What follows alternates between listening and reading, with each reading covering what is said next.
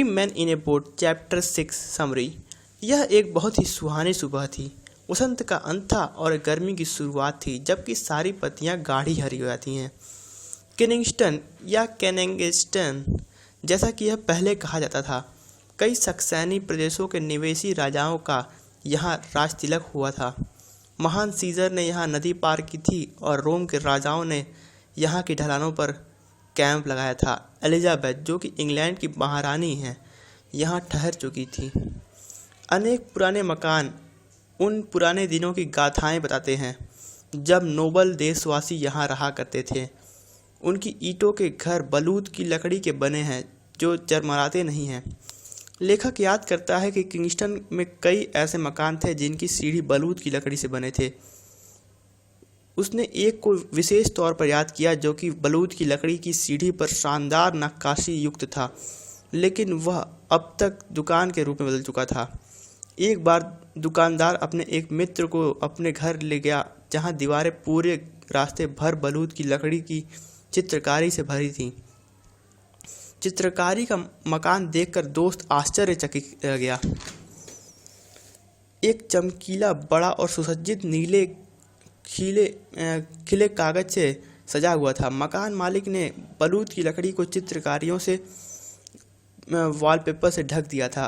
मकान मालिक ने कहा कि यह अब पहले से धुंधला और भद्दा हो गया है। जिम को इस बात का दुख था।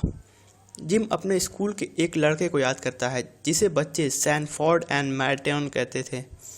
उसका असली नाम था स्टीविंग। वह अद्भुत माना जाता था, क्योंकि उसे सच में पढ़ाई पसंद थी। हमेशा पुरस्कारों को जीतने एवं बड़े होकर एक चालाक इंसान बनकर अपने माता पिता का नाम ऊंचा करने की लालसा रखता था, मगर हमेशा एक हफ्ते में 2 बार बीमार पड़ता था, इसलिए स्कूल नहीं आ पाता था। जो भी अब तक जानी हुई बीमारियां हैं, उसके 10 मील के दायरे में ही रहती हैं।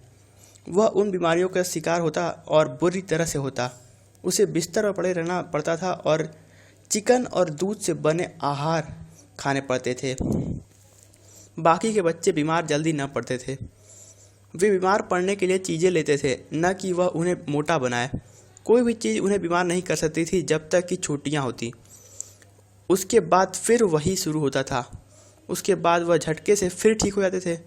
ये क्या ज़िंदगी है? जिम ये अब ध्यानपूर्वक सोचता है। अब का खजाना क्या है? वही जो 3-4 साल पुरानी खोदी हुई जगह हैं। जिम का ध्यान लगाना झटके से हट जाता है जब हैरिस उसमें विग डाल देता है। झटके से नाव खेना बंद कर देता है। मॉन्टमोरेंसी नाराज हो जाता है और हैरिस चाहता है कि जिम नाव को डंडे द्वारा खेए। जिम नाव को हैम्पटन कोर्ट के नज़दीक पाता है। यह इतना प्रसन्नचित्त और शांत दिखता है कि लेखक उसमें रहना चाहता है। इसी समय हैरिस पूछता है कि क्या लेखक कभी हैम्पटन कोर्ट की भूलभुलैया देखी है? वह अब विस्तार से बताता है कि एक बार वह किसी को दिखाने के लिए चला गया था। उसने सोचा कि उससे निकलना आसान होगा। अंदर वह कुछ समय के भूले भटकों से मिला।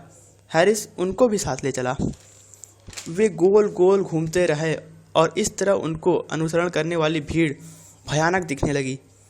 3 बार शुरुआत करने के बाद भी वो सफल न हो पाए। इसके बाद तो भीड़ पागल होकर चिल्लाने लगी।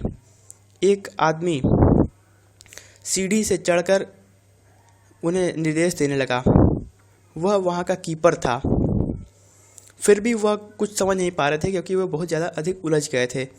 कीपर नया था और जवान था, इसलिए उन्हीं के साथ वो भी खो गया।